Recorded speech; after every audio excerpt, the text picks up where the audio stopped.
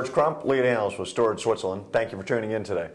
We are continuing our coverage at Dell Storage Forum in Paris, France, focusing in on customers right now of the Dell Storage product line. Joining me now is Jerry Forde. He's the IT Operations Manager at Lakeland Dairies. Jerry, thanks for joining us today. You're very welcome.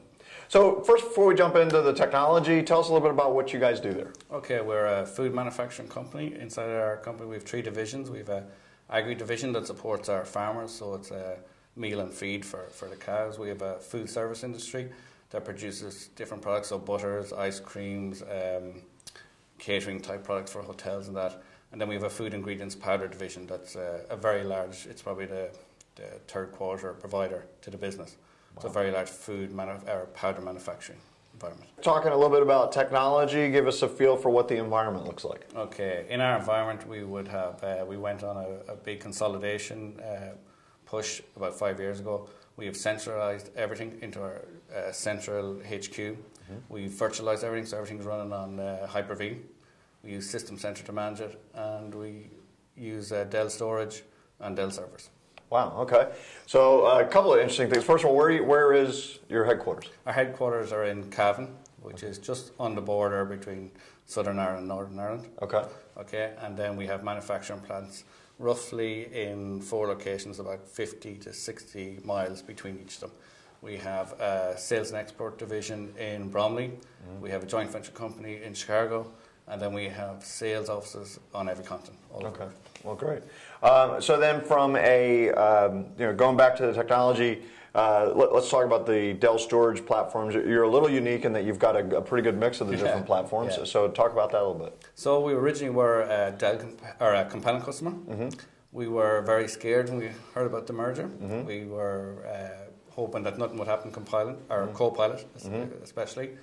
We got that comfort factor. Dell came back in and put their arms around us, showed us what was going to happen.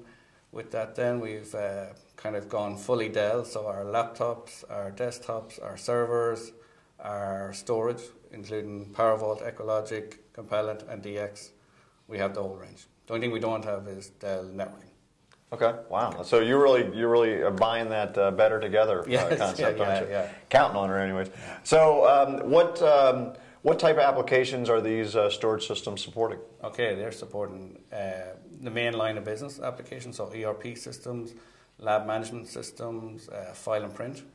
So this year we have now taken on a big chunk of work of virtualizing our SCAD, our manufacturing systems. So we're now end-to-end virtualized platforms. Okay. Running the business from, as we call it, from farm to fork. Huh, okay, that's a kind of interesting way to say it. Now, obviously, in virtualized environments, we hear a lot about the I/O blender and the random nature. How is your Dell storage infrastructure holding up under that pressure? This is the surprising one, and something we find a bit scary, that we can't define measurements. So we'd have our servers, we'd have our storage. We're constantly looking at CPU, memory requirements, IOPS. But we're not hitting the peaks that we should be expecting. We're seeing a more dynamic type of flow of hardware, so there seems to be a spread of resources across that infrastructure, which is a good thing for us. Right, yeah. Sure, absolutely. And then you had also mentioned the DX, which is interesting. Yeah. What are you guys using the DX for? The DX, what we use for is a remote site that we might replicate some file and printer that back to it, and host it on that as a kind of storage block there. Okay, so like a long-term, using for like a long-term archive? Or just long-term repository? Long-term repository. Okay, great. And you know, again, a little rare to see such a large Hyper-V rollout, at least at this point.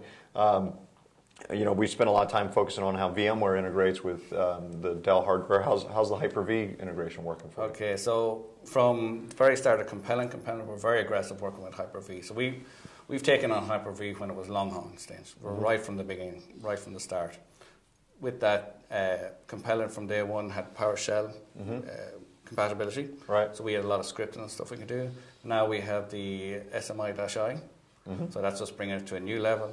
And then with 2012, things are just really starting to become automatic. Wow. So we have kind of things like we have application awareness. So at the end of the month for us would be a very busy time. We'd have sales guys coming back in. We'd have loads, peaks start to ramp up. we would have the applications now calling back to the system center, provisioning out storage alone, dropping down a template, integrating that in the system, balancing out the load. When everything finishes, parks it back. Wow, that's really great. So then, just to kind of in closing, as you look out into say 2013, what do you got planned on the horizon from a storage and resources perspective? What we would like to do is get a more centrally managed. We have a very small team. We have a team of about 6 managing in and around 700 to 1,000 users. Okay, wow. So we like simplicity. We like standards, and we found that if we do standardize, we make it much easier to manage. It reduces cost. Sure. And we're seeing that year in year. Okay. So really keep focusing on the standardization and things like that. I think the big one that we probably look at storage is we're getting more and more call where we have a younger farmer base, which would be our feeding customer, that they're looking for now results online. They want to know, what was the quality of milk? Is there something wrong? What am I doing on the farm? Online portal. So now we're seeing, we have our private cloud, as we like to say. Now we're going to have to introduce elements of public cloud. Okay. So we're also looking at things that we can simplify. So, maybe it doesn't make sense to now hold our exchange. Maybe we bring that to the cloud. Okay. We're weighing up the pros and cons. So we're saying that if that goes to the cloud, then there's an increase in bandwidth and stuff. So even though it can go to the cloud, there's a cost associated with it. Sure, absolutely. So when we weigh that up, that's the hard one. Okay, great. Well, thanks for stopping by and talking to us today. Excellent. I'm George Crump, lead analyst with Storage Switzerland. Thank you for tuning in.